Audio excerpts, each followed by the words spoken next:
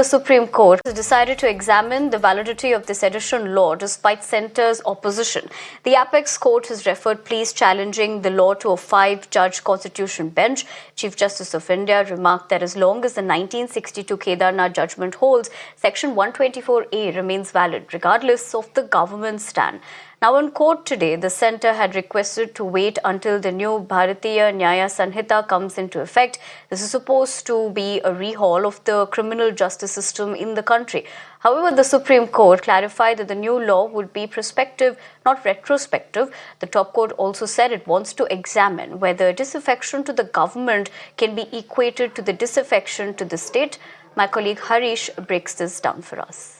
Very big step taken by the Supreme Court as far as the raging debate over the sedition law is concerned, despite vehement opposition from the central government, which cited the proposed move to repeal and replace the Indian Penal Code, Criminal Procedure Code and Indian Evidence Act, and also the government saying that we are already proposing to repeal the sedition law and bring in a law wherein only acts like armed rebellion, secession and subversive action dangerous to the unity and integrity of the country will be sedition and punishable up to life imprisonment.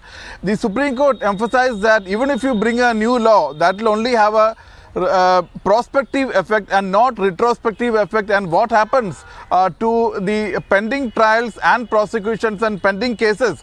This was the question posed by Chief Justice.